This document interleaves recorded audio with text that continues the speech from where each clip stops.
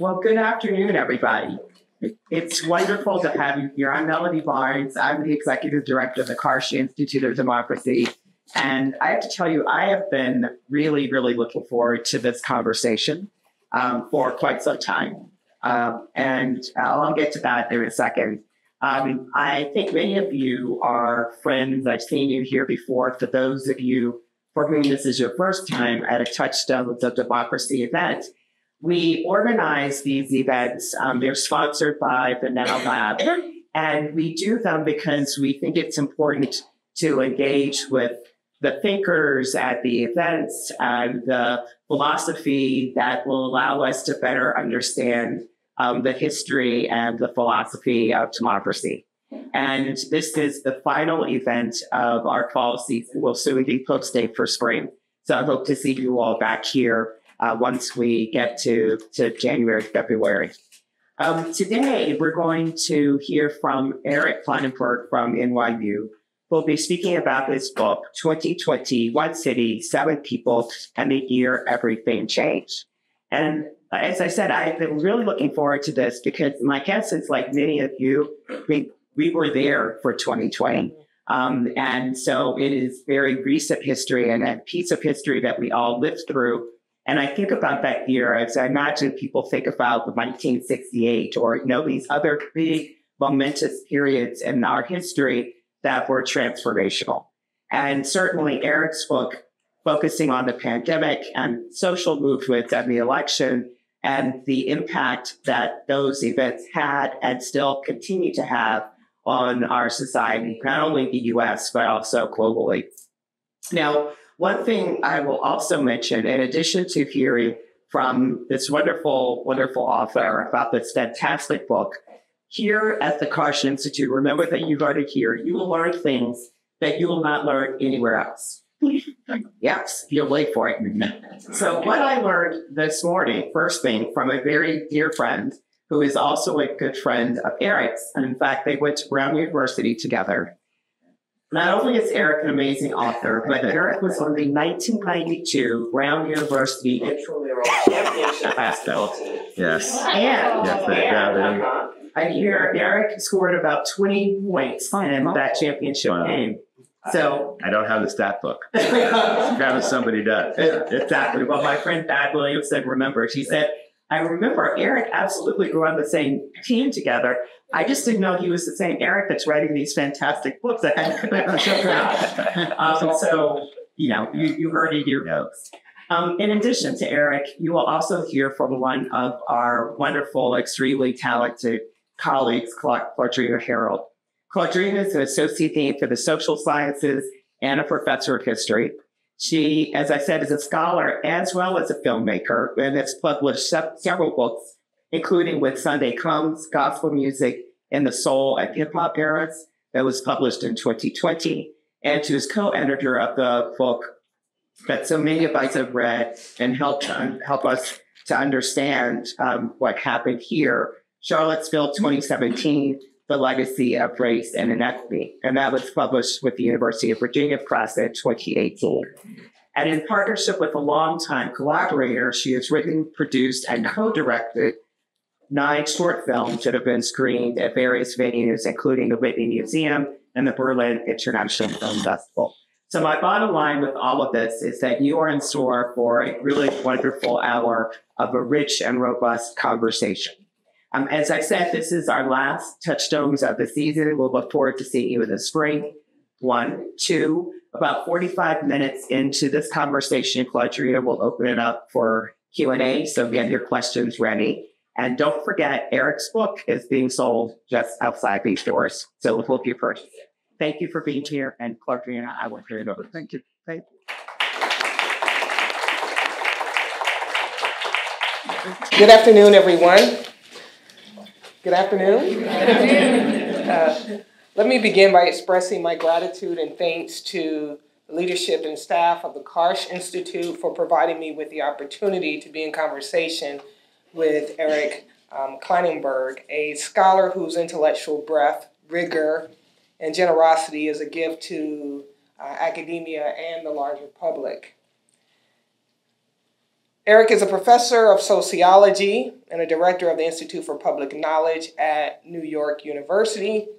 He's the author of several prize-winning books: Heat Wave, A Social Autopsy of Chicago, Palaces for the People, How Social Infrastructure Can Help Fight Inequality, Polarization, and the Decline of Civic Life, Fighting for Air, The Battle to Control America's Media, and Going Solo, The Extraordinary Rise and Surprising Appeal of Living Alone.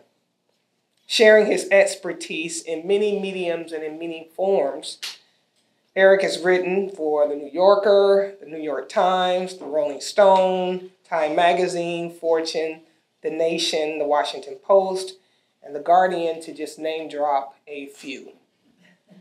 Earlier this year, Eric published his highly anticipated book, 2020, One City, 7 People, and the Year That Changed Everything. Across 15 engaging chapters, Eric provides or profiles 7 New Yorkers whose lives were radically altered by the COVID-19 pandemic, offering a detailed portrait of the social forces and the structural realities that determine the course and the impact of COVID-19 and the pandemic. With beautiful prose, he provides a nuanced socio-spatial analysis of how a diverse group of people responded to multiple challenges: economic and food insecurity, hyper-policing, the disruption of our educational systems, managing social networks, caring for each other, and coping with uncertainty. Frequently, when reading this book, I thought of Toni Morrison's 1984 essay, Memory, Creation, and Writing. In that essay, she notes, memory, the delicate act of remembering, is a form of willed creation. It is not an effort to find out the way it really was. That is research. The point is to dwell on the way it appeared and why it appeared in that particular way. This wonderful book, and it is indeed wonderful and hard to read, is marked by deep, deep, deep, deep, thoughtful research, as well as deliberate remembering. And for that graceful balancing, I am thankful for the opportunity to be in dialogue with you. So thank you. Well, thank you. Thank you. And I want to just open this up with a simple question. Okay. Why did you put yourself through this struggle? Yeah. So why 2020? Yeah. And I'm going to couple that question with another question. Okay. Have you read this recently? Because why? Because you engage in deep research. Yeah. And I know there's some remembering. But I would love to know if you have put yourself, as you put me through, Oh my God. The emotional journey of remembering recently. Yeah. So I know those are 3 questions. I got to tell you, last night I gave a talk, and I was introduced by a marketing student. Mm-hmm. I feel like her pitch to buy the book was much better than yours. Oh, yeah. What you said was much more beautiful and lovely. I'm going to remember it for a long, long time. I will redeem myself. But I want to hear more about your experience reading this book. Yeah. Well, first, can I just start by saying thank you for doing this? Mm-hmm. It's really an honor to be here, an honor to be with you, and Melody, and it's a great thing that you're doing here. And I've been following it from afar, so it's nice to see it in the flesh. Democracy in America, right? What a topic for us to take up right now. And it's going to be hard. And I don't know that this book is harder than the predicament that we're in. I'm a believer in the reality principle. And I guess the answer to your question of why I do this thing is because it felt to me like reality was slipping away as we lived through it, because 2020 was so overwhelming as an experience. And I don't want to speak for you, and we're different people, and I can see in the room there are people different ages and backgrounds and all kinds of variations here, and there's no one experience of it, but like for me 2020, like that was scary. Did anybody feel any fear in 2020? I'm just curious. Can you raise your hand if you felt some fear in 2020? So I felt a lot of fear in 2020 at the beginning, and I was living in New York City. So that was the global epicenter for a while, and it felt scary. And I knew people who were getting sick, and I had people at the university were dying, and I realized I don't know if my parents are going to get through this. And I don't know if some of my older family members are going to get through this. And you learn early in the book that one did not. I have a kid who, in early March, had a fever, right when we closed down, had a fever that spiked. I write about him in the beginning of the book. And he was a soccer player, big motor, always running around. And the fever was high, and he was on the couch, and he couldn't get up for 10 days. And it was scary, and the last place in the world I wanted to take him was the hospital in New York City. And also, I reached the point where, if he wasn't going to get better, maybe I was going to have to. I didn't know what to do. And I'm a big consumer of news and information. I wake up with the radio on and read the newspaper obsessively. And as this event was starting, I realized I had to shut it all off. And when I closed my eyes to go to bed at night, did this happen to you at all? My brain was spinning, and they kept taking me to the place of anxiety.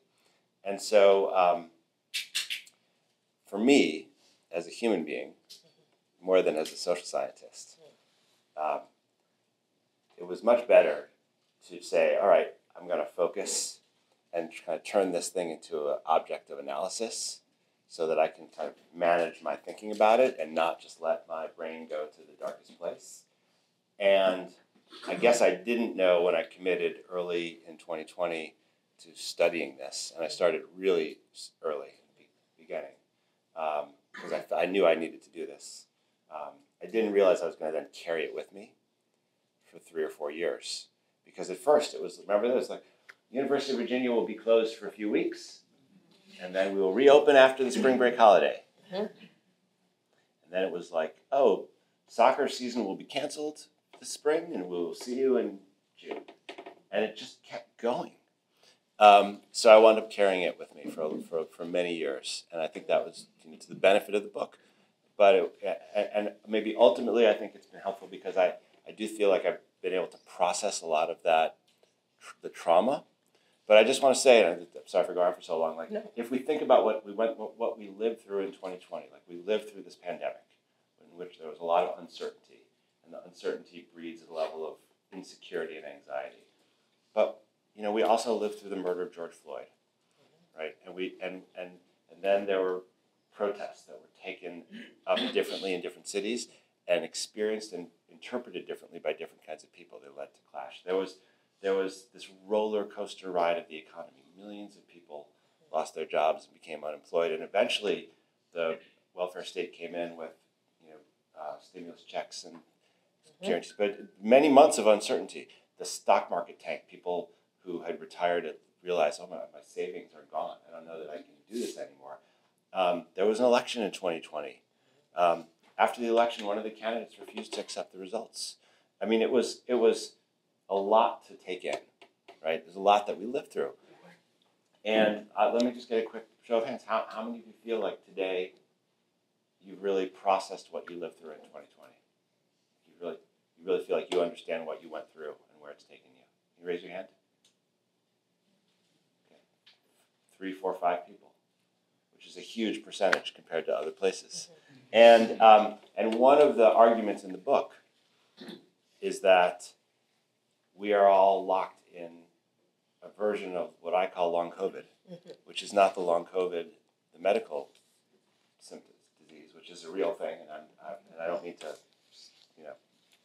marginalize that, but long COVID is also a social condition, and it is my theory that one of the reasons that 24 has played out the way that it has is because a lot of the feelings that were in play before 2020 got whipped up, intensified, locked in, and that we have become more distrustful, we've become more ideological, become more divided, more angry, agitated, And I think if there's one thing that unites the characters, a lot of us share this feeling like we've been left to figure it all out on our own. We're left with this thing that we have to solve because the core institutions that we've been told are there for us maybe weren't, maybe didn't do what they said they were going to do. And the last thing I'll say is, in terms of the election, I think that our collective response to the year 2020 has been marked by what I call the will not to know. Like the will not to know. It was so much, the trauma was so much, the difficulty that year. As soon as we could move on to what felt like normal life, we all raced at the opportunity to do it. And it's like we took our experiences and put it in a black box and moved it into the back of the closet, right? Because a lot of people who read the book are like, God, reading the book was hard because I didn't remember all these things that happened. And now we realize we did it. We put it away. And the greatest beneficiary of that will not to know about what happened in 2020 was the 45th president. Because we just said, like, oh, that doesn't count. You know, what happened in that politically doesn't count. But then the anger and the agitation with, like, the system survived, and we had no, real challenge expressing that towards the 46th president, for whom we felt, real frustration. And I think that's altered our politics. And so the book, in a way, is like an invitation for all of us to take our own lives seriously and take our own experience seriously, because I think until we reckon with it, and the invitation is to do it through the lives of these 7 people, I think it's going to remain part of who we are. Yeah. So you tell this story through 7 people, and you open the book up with May, the school principal in New York. And could you talk a little bit about that decision? Her struggles. Yeah. And so we start at ground zero. Yes, very much. With a principal. Yeah, and May Lee is the first of the 7 characters, and she's at ground zero not only because she's a principal in New York City, but also because May Lee was born and raised in Chinatown on the Lower East Side. She actually is the principal of a school that she attended, that her husband attended, her kids attended, and 85% of the kids in the school are Asian American. Many are first generation immigrants, and they were completely connected to China in the early days.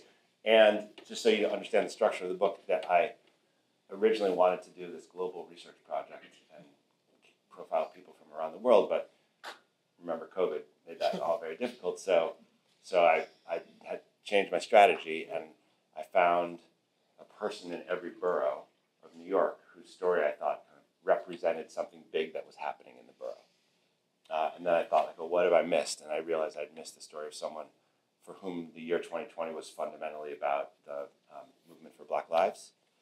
And so that's how Brandon gets in, and Brandon's on the cover. And then I thought, well, really, the other thing I missed is the story of someone who died very early in the pandemic, because I was following people. So I just missed it, and then I had to reconstruct the story of a custodian in the subway system. I started with May because it hit May 1st. Her family, she calls them my families, they were all in WeChat, and they were getting messages from their relatives in China, like, this thing is serious, this is really scary. Get masks. Don't go out. Don't be in crowded places. And then in January and February, get your kids out of school. So she had these kids in the school who weren't showing up. And then the families that, they're like these gentrifier families, because the Lower East Side is now this gentrifying place. And like the white families would come to her, what's going on? Like, why is everyone gone? And they had this problem. But then the other thing that happened is, and this is a big theme of the book, in 2020, in the early days, when there was this cluster of cases in Wuhan province, the WHO put out the kind of notice that it typically puts out these days, which is global leaders, political leaders, do not, in your rhetoric, associate this virus with a place, because there's a history of us stigmatizing people in places that are the origins of infectious diseases. And I could go on about like the monkeypox and MERS, and when you do that, they have real economic effects, and they also can have profound social effects, incite violence, and it's like it doesn't take more than a day or two for the president to start talking about the China virus and Kung flu, and levels of anti-Asian hate crimes spike. And May is out at her favorite newsstand, which she's been going to her whole life. And a construction worker comes in and, makes these derogatory comments about being around a Chinese person. And May realized, first of all, she gets angry, and you don't mess with May, so she confronts this woman. And then she realizes she can no longer, as a principal, take her kids on field trips around the neighborhood because she's worried that they're going to get targeted. And I think May's story is so profound. One of the big things that happened in the year, obviously, is schools closed. And I don't take a strong position on whether that was good or bad. We could have that conversation, but the implications were enormous because, for the students, it was school as a source of your meals and social structure, and for parents who are working a lot, like the school's taking care of the kids. And Lower East Side, kids are often living in multi-family households, and there's not a lot of space to just hang out in the day. And so the fact that everyone was suddenly locked out of the core institution meant that the social structure of the Lower East Side transformed. And May and her staff kind of took it upon themselves, and her family, to advocate for the kids, to get them meals, to advocate for the families, to make sure the families could get meals, to make sure that they ordered tablets from the Department of Education and hand deliver them to apartments where people were too scared to come downstairs, and there's no doorman. So I think you also see in May's story the extent to which a bunch of public servants, actually there's a class of people we should probably talk about, essential workers, the things that they did, the length that people did to protect members of their community. And as frustrating and devastating as it is to read about the nature of neglect and individualism that reigned in this moment in the U.S., in the book is a steady drumbeat of the connectors and the providers and the supporters and the workers. And there is a big theme of the book is the importance of the essential workers who helped America get as much done as we did get done, to be as healthy as we were able to be, despite everything. Yeah, that's a powerful statement, but it's also a powerful section of the book. Essential workers are present throughout the book, from correctional officers to teachers to custodians.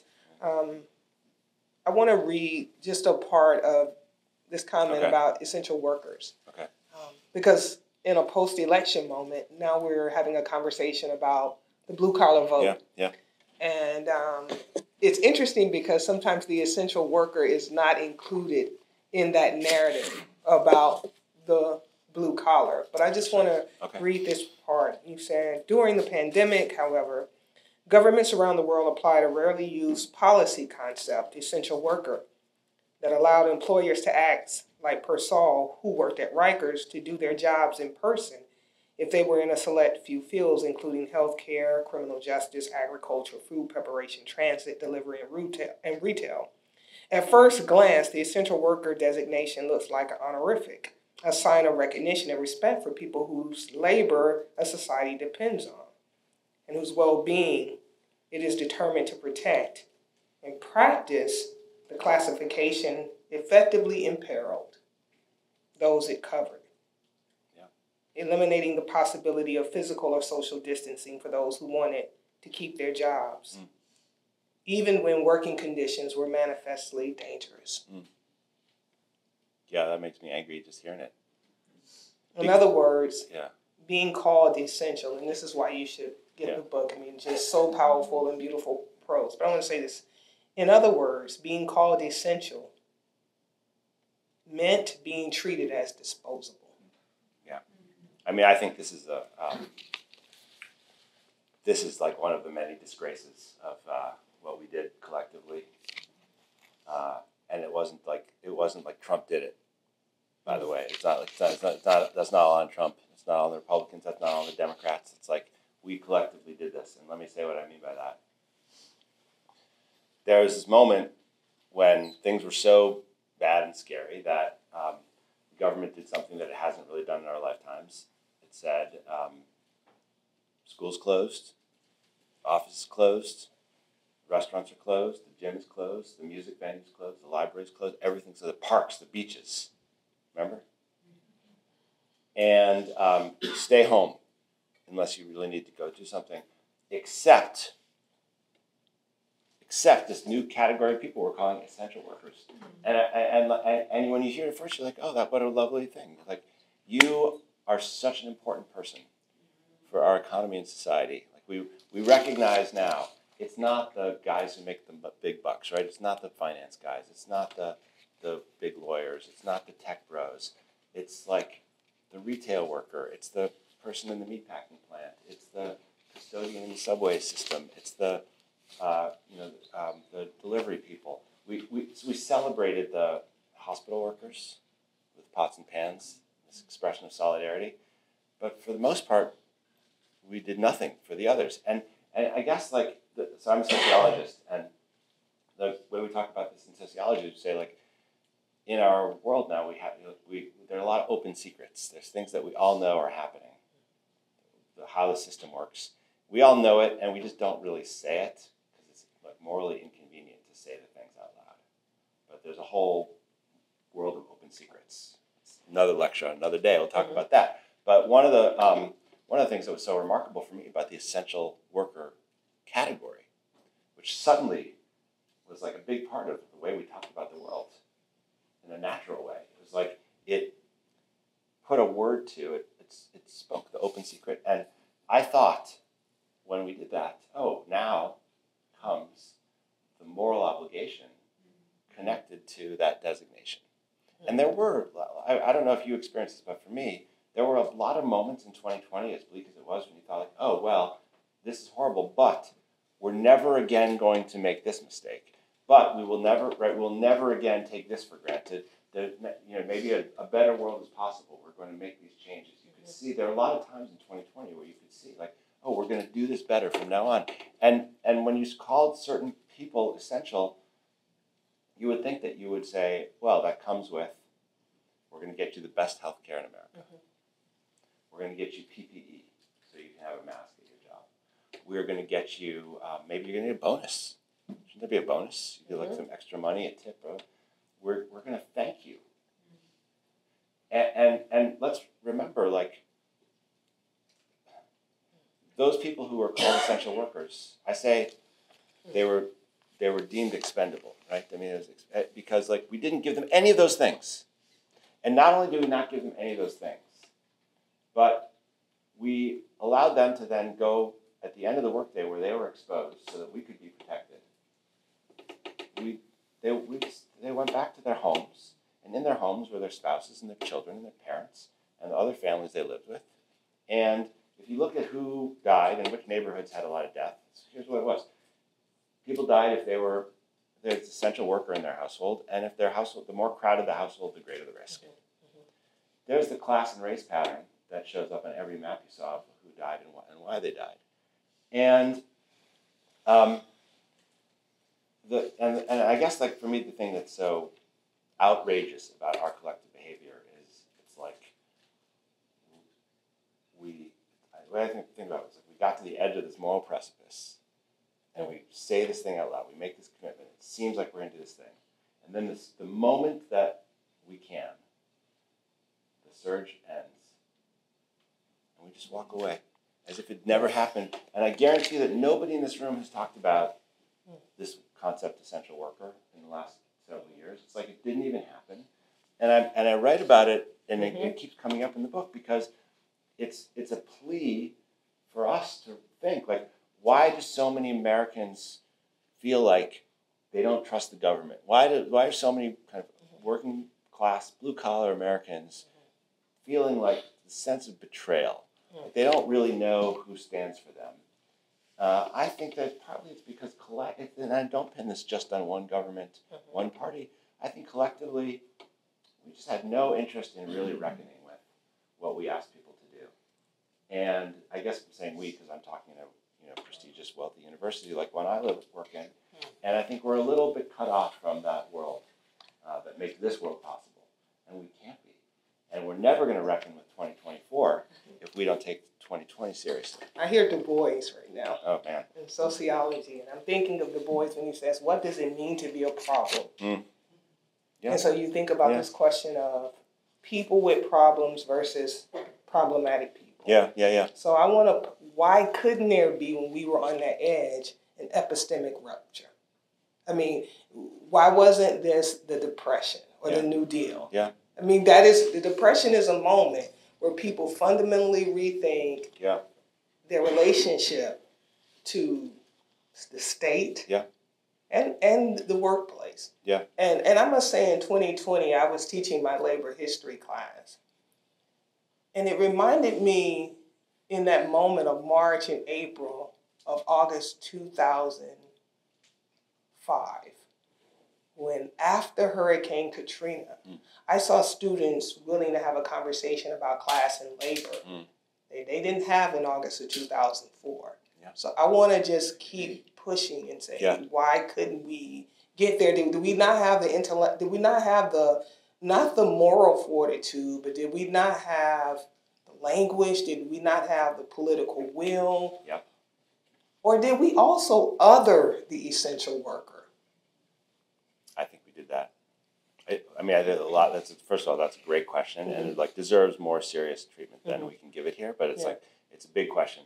Why was that social movement not lined up? And it's interesting because there was a profound social movement in 2020, and in fact, it was the largest civil rights movement, demonstration in history. 27 million, 28 million Americans, different groups who protested like they had enough, and that the just kind of explosion of anger and frustration in the wake of George Floyd's murder, was a central part of the story. And is it easier for us to talk about police violence than it is for us to talk about what we ask low-wage workers to do in this country right now? I don't know the answer to that, but we were set up and ready and locked in with a pre-existing vocabulary and a set of organizations to support that fight for Black lives, which did not have the long afterlife that we thought it might have had. In fact, it wound up inviting an incredible backlash, which I think we're still reckoning with. But we really failed to kind of drive through and secure the protections for working people that came in sporadically. The biggest failing, of course, on the policy side is the incredible cowardice of our Congress that failed to renew the Child Poverty Reduction Act. Because in a way, there are a couple of extraordinary policy achievements that the U.S. pulled off in 2020. One, I think, comes right from the Trump administration, the Operation Warp Speed, which we can talk about later, and that success of that, and the bizarre nomination of RFK Jr. as the HHS secretary is something I'm trying to make sense of. Just like the fact that was his great policy success was a mass vaccination campaign. But then the other thing is the Child Poverty Reduction Act, which happens in 2021, which lifts 5 million American children out of poverty. Maybe more. It takes a massive amount of work, and it dramatically reduces the level of child poverty in the United States.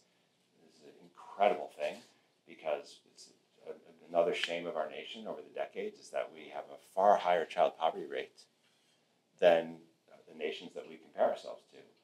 And we act as if this is an impossible situation. There's nothing we can do about it. And the moment we muster political will, we completely change the situation. And literally 1 year later, the Senate refuses to extend the bill. And so that raises this question, why was it so easy for us to walk away? How could we betray our children? And it speaks to a question about our relationship to poverty and maybe our comfortable acceptance of poverty in America. And I think that's the most disturbing possibility, is that, like, fundamentally, a lot of us are just okay with poverty. And collectively, we act that way. Are we also okay with death? That's stunning, isn't it? Yeah. 1 million. Are we okay with death? I mean, the thing I couldn't stop thinking about at this time is that the first book I wrote, which you mentioned at the top of your bio, the first book I wrote was a book about a heat wave in Chicago, which is my native city, in 1995. And I'm just going to tell you how this book happened. I was about to start graduate school. A terrible heat wave hit my home city, and 700 some people in excess of the norm died in 2 days. And that just felt like such a powerful, extraordinary thing to me. That 700 people and died of heat in just a couple of days, and the kind of, like, the moral problem was that Chicago kind of acted like it didn't happen, like it didn't matter. And the whole project, like, I spent years of my life writing this book. Like, how is it possible that so many people could die in such a short period of time? But that was one question, and I really went in to understand who died and where and how neighborhoods mattered and all this stuff. But then the other question of the book was, like, how is it possible that all this could happen and be so easy to deny and overlook and forget? Because what was so remarkable to me is that the heat wave didn't ever register as a public event. Like, it didn't even really become a touchstone until I wrote my book, and I was like, oh, let's have a reckoning with this. During 2020, it was like 5, 6, 7 heat waves happening every day for a year. And at some point, it felt like we were numbed to it. And I think what you're pointing to now is there was something very disturbing about the way in which we just accepted the fact that a lot of people were going to die. And here's an irony about this situation. I actually think that one of the failures in our public deliberation about what happened is that we didn't know how to talk about the trade-offs of public health protections, which were benefits, and the costs of things like closing down schools, closing down offices. Like, not to say that there was a right answer, and they're dealing with a lot of uncertainty, but we at first, it was like the policy idea was we were going to optimize the potential of preserving human life by distancing, closing things down, closing down schools, right? We never executed it in that way, but, like, that was the notion. And it seemed at first like we would do this for 2 weeks and then we're back. But we never said, like, here are the goals we need to meet, really, until we stopped doing that. And we could never acknowledge that to close schools meant that some kids were going to have a lot of learning loss, and that there might be really profound class implications of that, right? The wealthier the family, the more easy it was to keep a kid educated and engaged with private tutors or special outdoor classes or online education. And the poorer the family, the less likely the kid was to be dropped out of the system. And I don't have the solution for what to do, but, like, we didn't know how to talk about the costs of our approach. And so, like, there was a strange thing, which is that we nominally committed to a set of public health principles which were about protecting life, but then we couldn't execute it. And I think the thing for me that really characterizes the American experience in 2020, and you should know the way the book works, is that the 7 characters, their stories are told alternately with these much more analytic chapters that take on questions like, why did trust rise in some societies during 2020, and why did trust plummet in the United States? Or, like, why did violence go down in most parts of the world but spike in the U.S.? Why did we go nuts about masks when in most places people just put them on? So there's analytic chapters like that. And, I think one of the big analytic themes, which I don't want us to miss, is, like, what really characterized the American response to this is chaos and dysfunction and dysregulation and division. And I think like this is one of the areas where it's stunning to me that there wasn't more political accountability for the way the government handled this crisis, because if you can take yourself back to 2020, I think what so many of us felt was just like nobody seems to know what they're doing. It's a clown car, up there, right? And the like injecting yourself with bleach or all the kinds of ideas that came out. Closed in this place, not closed in this place. Like this country was encouraged to get chaotic, and our leadership made it far more chaotic. And again, that no one party has a monopoly on that. And I could tell you lots of stories about Democratic governors who did bonkers things.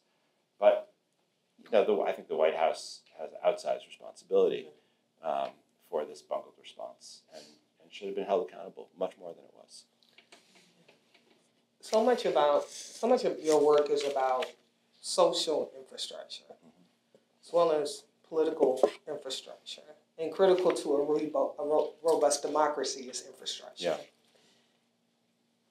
And hearing you talk made me think about this university's response, or lack thereof, at times. But I'm thinking about essential workers, and I'm thinking about essential workers or not essential workers who were laid off immediately, particularly universities and institutions where workers work for the university and they may work for a subcontractor. And so when word spread that there were people here who lost their jobs, actually students went into action. But they did something that was very interesting. They went to GoFundMe, and they raised an incredible amount of money that was almost too much money. And I began to think, if there was a union, when you have a union and there's a strike, there's usually a strike fund, and it's distributed in a particular way. And so when you said chaos, I thought about that, and I'm not going to, what they did was a beautiful thing. But the infrastructure. Yeah. And so to me, what this moment also exposed and illuminated was the absence of certain infrastructures that provide or have a democratizing influence. And the response was in many ways neoliberal and individualistic. Yeah. And so even, good intentions with the absence of an infrastructure. And that's what I appreciate about it. You see it. You see it when you see the principal attempting to distribute these, in some places there's laptops, these tablets to students. I mean, an on-the-ground operation in a country that is supposedly the leader of the free world. Yeah, and I really appreciate that point, and I see Q&A time. 5 minutes to Q&A time.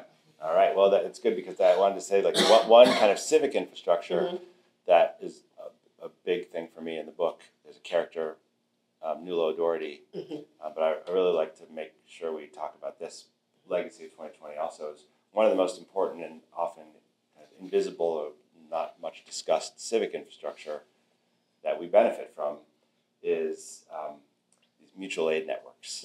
And, you're right to point to the horror show of essential workers being laid off by major employers. Like, I don't know if it sounds like UVA did that. I've heard some stories that are disturbing. Now, of course, a lot of the people who did essential jobs, essential laborers, are going to get detained, moved into concentration camps, and deported in the next year if the administration does what it says it's going to do, and that's disturbing too. And I think we should be mindful that if we start rounding up people with military, like a lot of those people are going to be people who provided essential work to keep the country and the economy going, and that's just a fact. Whatever you feel about that, it's just a fact. The other thing that kept people going was, in addition to essential workers, is that in neighborhoods across the country, people built these mutual aid networks that did extraordinary things. And a woman I profile in the book from Queens, her name is Nuala O'Doherty. She's from a family of Irish immigrants, and she worked as a district attorney in Manhattan and lived in Queens. And she married this Ecuadorian guy who's an auto house in Jackson Heights. Anyone here been to Jackson Heights, Queens? Amazing neighborhood. It's like there's like 165 languages spoken in Jackson Heights. It's like an immigration hub. It's really crowded. Cash economy is how people get by. And Nuala had just retired and she was running for local office when March rolled around, and she realized that Jackson Heights was going to get really badly hit. Because she had all these people who couldn't stop working, and other people were going to get cut off because their jobs disappeared. And when things shut down, they'd be in trouble. So she had her campaign staff, which means her children, make a poster that said, if you need help, call me. And she put her cell phone on it. And they put it around the neighborhood, and she had like scores of calls by the end of the day. People needed stuff. She was overwhelmed. So the next day, they made another poster and said, if you can give help, call me. And even more people replied. And her family set up in the basement of their home in Jackson Heights this thing they called the COVID Care Neighborhood Network. And they started enrolling more and more people, like people who needed things, people who could give things, people who wanted to be on both sides. And they started like getting these food bags, which they could deliver. They got cleaning supplies. They got medication. Some people felt, I'm young and healthy and I don't feel too scared about the situation. I can provide like childcare for someone who's got to go out and work. Or I can help someone clean their apartment after their spouse got sick. A lot, like the community or people's lives were really disrupted. And eventually there were like thousands of people in this network. And they got through all this stuff. She said, when the year started, it was like an anonymous urban neighborhood. Nobody knew anybody else. And by the end of the year, it was like Mayberry. It's like you knew all your neighbors' names. And cheers. Cheers, yeah, cheers. Fair enough, good point. So then, like, as the situation evolved, this neighborhood group started to take on new things. For they were stuck at home in the summer, and Jackson Heights is a green desert, and so they lobbied the city, and they had this big avenue transformed into an open street. They turned it into a park, and they won that victory. And then the vaccine got rolled out, and they set up a thing where they could help people who didn't have health insurance or didn't have documentation get lined up to get vaccines.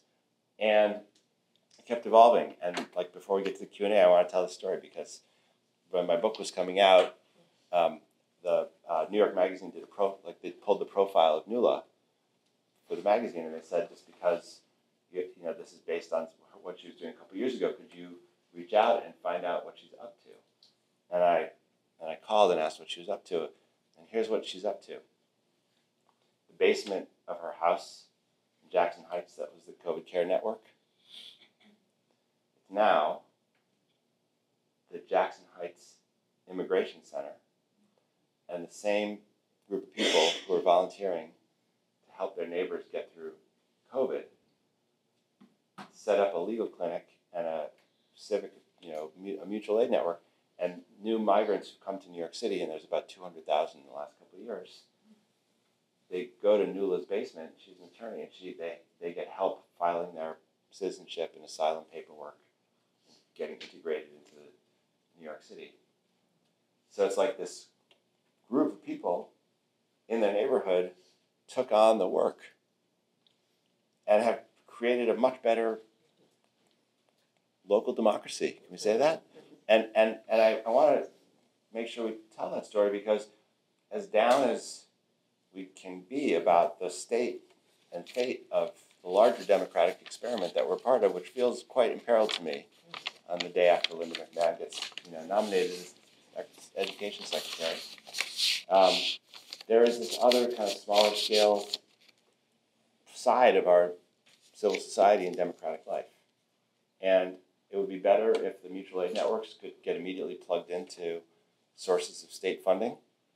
I'm not an anarchist. I'd like to see the state be able to provide services. And I wouldn't be happy if we just said, oh, well, the state, failed to provide and protect. And so we can just let our neighbors do that for each other. It works a lot better if they have resources that they can tap into.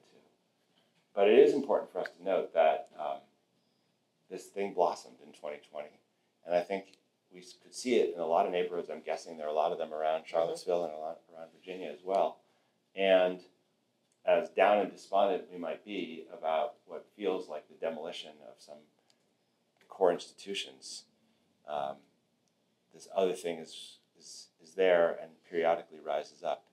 And so, like this project you have here of trying to understand the touchstones of democracy and track this democratic experiment, like, couldn't be more important.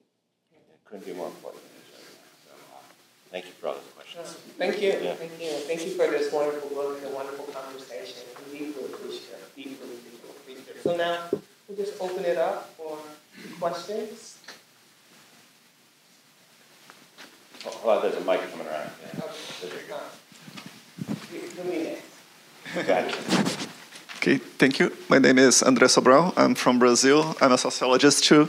And I have a question regarding medications.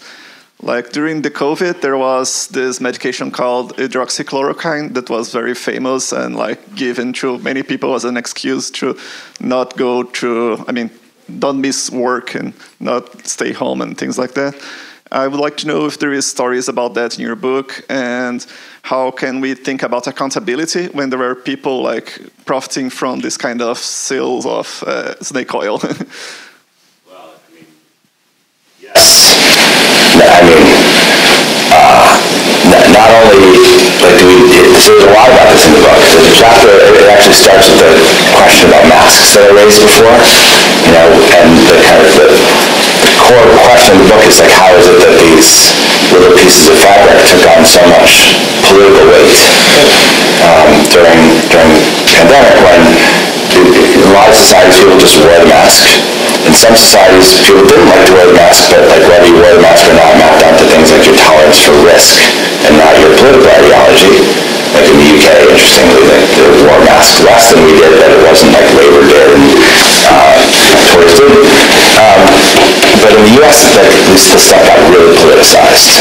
And I think this is a consequence in many ways of the way that the White House leadership talked about public health.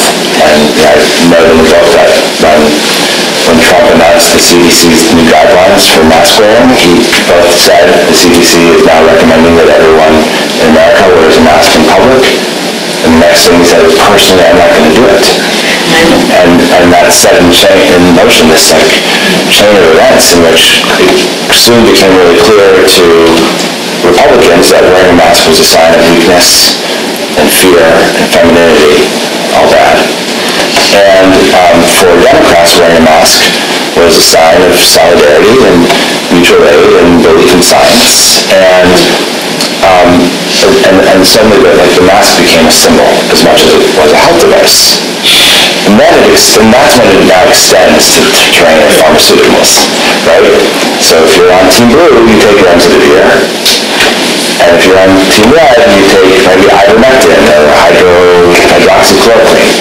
And it's not just that there were snake oil salesmen. It's like there's an intellectual class of policy leaders who have just about to take over the government again that is highly skeptical of vaccines and pharmaceutical medications that are gone through the FDA, and I would like to replace that with no vaccines and with other kinds of alternative medicines, including the ones you mentioned. And so I think it's important that this really this doesn't start in 2020, but 2020 takes this and intensifies it and locks us in. We know that rates of vaccination have gone down substantially for not a bunch of things, not just COVID, but also like measles, mumps, rubella, right, since 2020. And one of the things I'm most deeply concerned about is what's about to happen to the public health infrastructure in the United States. And I think the toll of institutionalized skepticism is potentially very, very high. So, yeah. So there's a hand over here.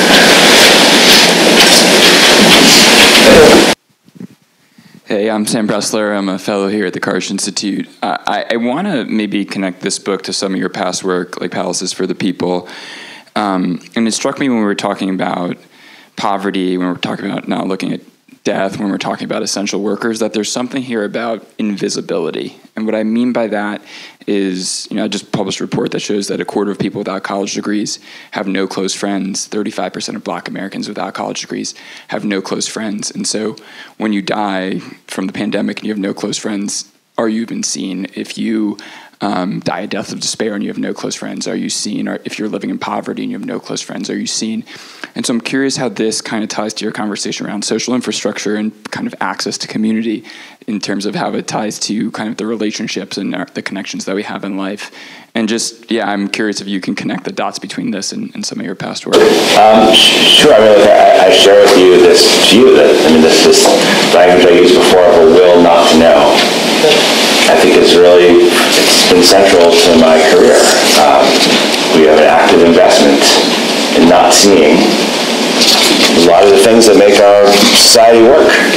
And I think sociology can play an important role in helping us to see some of those things we misrecognize or refuse to see. And in fact, one reason I've written so often about crises is that my kind of theory of the case is that crises have this way of revealing things. And if we look closely at what happens when a society breaks down, we have a chance to learn who we are and what we value and whose lives matter. Right? By extension, whose lives don't matter. And I guess the explicit way this turns into social infrastructure is that when I wrote my book about the heat wave, the finding that really surprised people who study these events was that what really determined who lived and who died in Chicago was not just race, not just poverty, but your access to gathering places and to collective life. And what I showed in the book is if you held race and poverty constant, and you go to the south side and the west side of Chicago, and you look, no question, the south side and the west side of Chicago in the heat wave had the highest concentration of death. And you can't think about this disaster as being anything like Katrina as being anything other than organized around race and class. But it's not enough to say that, because if you go just look at the poor Black neighborhoods on the south and west side, there's enormous variation from neighborhood to neighborhood. You can't explain variation within Black Chicago with race, because that's the same. So what's the difference? And what I observed is that the neighborhoods that had high death had a fairly robust, the neighborhood with low death had a fairly robust social infrastructure, daily conditions that allowed people to connect with their neighbors, to participate in things like mutual aid networks, to support one another casually, informally, just by virtue of sharing the same places. And the places that were really hardest hit were depleted. They felt abandoned. They had a lot of empty lots and abandoned buildings. They didn't have grocery stores, and they didn't have community libraries and community organizations. And that absence of social infrastructure really places us at risk of isolation, at risk of deprivation, at risk of having a low quality of life. And so, again, one of the great things about a university campus, especially one like this, is you go outside. I got here last night and I walked around the campus this morning, and you're just overwhelmed to be on this campus, just be overwhelmed by the richness of the place, not just the wealth of the richness, but is there any more beautiful place to spend your day than on this campus? You just feel the generosity of this university. It's a gift. It's a university of gifts, to everyone who's here, even if you're here for a day. And I think there was a moment in America where the collective political project was to build palaces for the people. We built libraries, we built parks, we built playgrounds, we built athletic fields, we built schools, we built housing.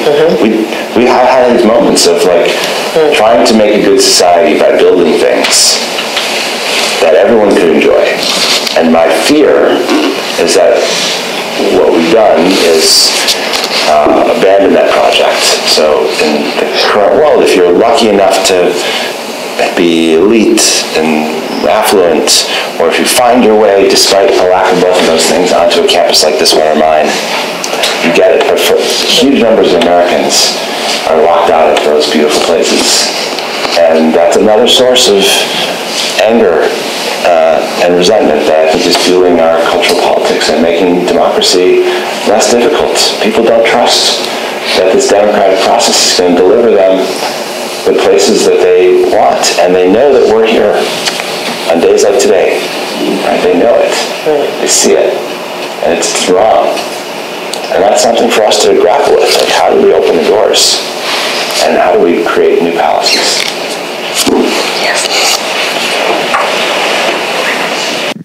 Thank you. I'm a first year here at UVA, and so I was like a mere 8th grader, freshman in high school whenever COVID hit and 2020 hit. And so I found it, me and like a lot of people my age, we found it very hard to stay positive. Everyone found it very hard to stay positive during this time, being locked up, not having access to, social.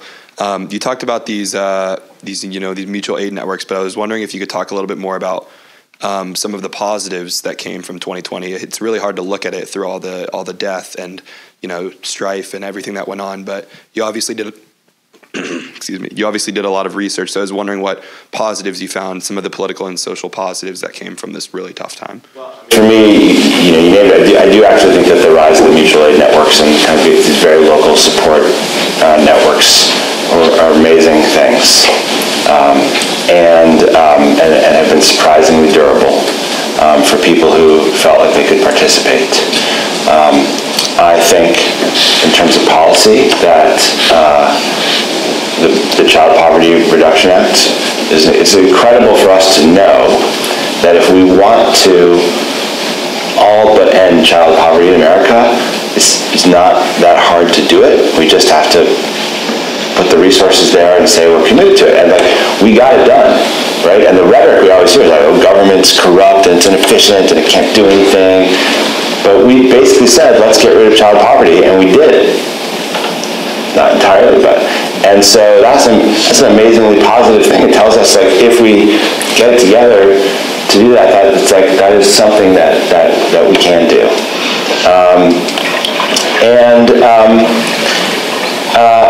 I'll be honest. I mean, I don't feel like 2020 was a year of great positive things. I think the protests, the civil rights movement, for me, that was an incredible expression of civic energy. And one of the things that was remarkable about it, there were mixed race protests. It was not just black people, But those protests are a little bit like the Child Poverty Reduction Act, because we didn't sustain the policy gains from that. The backlash was there, and I guess it's important to note. I want to take your question seriously. Where were the good things? We did do good things, but you can't just do the good thing and then rest and presume it's going to stay, because sustaining the gains requires real work and real commitment. And I think a lot of Americans now feel really dispirited, and they feel that on both sides. I mean, probably if you're on Team Red, you're feeling energized about the situation, but if you listen to people who voted for Team Red, it's not necessarily a vote of oh, I think they're going to solve our problems, as much as a kind of resignation that things are tough. So I guess my challenge for all of us, and I say this to my son, who almost was in your class at University of Virginia, figure out what the things were that you feel good about, the things that you want, and figure out how you're going to fight for them. What are we going to do? One thing that happened in 2020 is we record lows for greenhouse gas emissions. In 2020, you remember that? The dolphins swimming in the Hudson River, and all those funny little internet things. And we got to see what happens if we reduce. We stop driving, we stop producing as much, we stop consuming as much. That wasn't good for the economy, but species returned, and basically we saw, if we want to have a low carbon economy, here are some tips for how we might do it. That's gone too. So find the things that you think we turned around and that you think went well. And then the question becomes like, how do we say that wasn't just an exception? That's something that we could learn from and we could model. I would say new possibilities of organizing work too. Yeah, that's fair. That's fair. Well, I think that's... Yeah, got a hand over here. One more question.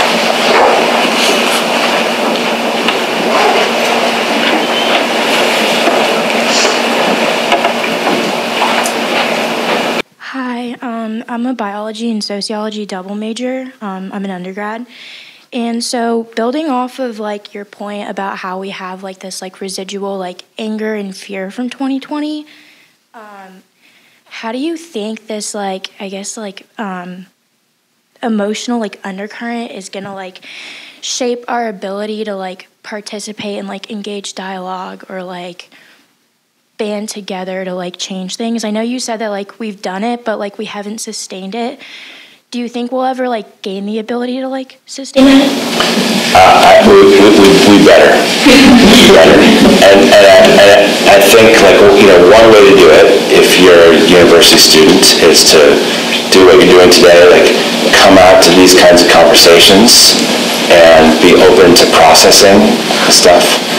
I think it's really important, and you are really lucky to be, we're all really lucky to be on this campus, because campus is an ideal place to process and to understand and to ask hard questions and to expose yourself to things you disagree with, right, and things that make you uncomfortable, and to reckon with them. And to, like, my son started college, you know, your age, like, and he's like, Dad, like, there are all these people who have views that are really different than the ones that I'm used to from my life in New York City. And it's like, wow, it's like, this is your opportunity to have those conversations later in the night in your dorms, and don't dismiss other people just for thinking something different. Like, try to understand where they're coming from. We didn't talk about this guy, but a lot of people say that for them, like, their favorite chapter of the book is the story of this guy named Danny Presti, who's a bar manager in Staten Island, who's, for whom the year 2020 is about being radicalized on the right. And I try to tell his story with as much empathy as I can muster. So we really understand, like, what's the experience of someone who feels like they're let down and neglected by a set of policymakers and a set of policies, and who finds on the right a set of voices that seem to resonate with his views about what should happen. And Danny, in the book, I tell the story, like, his bar gets shut down, he can't make a living, his family falls apart, he winds up organizing a rally that the Proud Boys come to, and that people on the far right from around the region attend in New York City. And he gets radicalized and starts, demonstrating against mask wearing in schools and hospitals and against vaccines. And I wrote a chapter about him because I really wanted to understand what that experience is all about and why he feels the way he does. And I don't judge him. And I've had many people tell me, like, you really should make it clear that you disagree with him about his politics, because it feels a little bit too much like an endorsement of him. And I was like, I'm definitely not telling you that I disagree with him. And I think he's in the book because I want us to be able to understand his experience. And it turns out there's millions and millions of people who had that experience. And that helps explain a lot of what just happened in the election 2 weeks ago. And we better understand it. So I would say, like, if you have the luxury of being a student, do your best to just talk to people and express curiosity about where they're coming from. But also, I think a lot of the processing of our differences is going to come not from a seminar room, but from just like sharing life with people who don't share all of our priors. So this is back to the Palaces for the People social infrastructure book. Like, what happens when you go to a sports game, or like have a sports team you like and you watch them together? It's like probably a set of conversations and relationships that are different than what happens if you go to like a political rally, or if you go to a local library and there's some kind of programming and you do things. You might meet people who are different. I think a lot of things happen in these shared spaces that can help us recognize each other's common humanity. And that might not feel like the highest of all possible goals, recognizing each other's common humanity. Maybe a few years ago that was something we could take for granted. But I think given where we are right now in America, November 2024, that's probably where we need to begin. So thank you very much.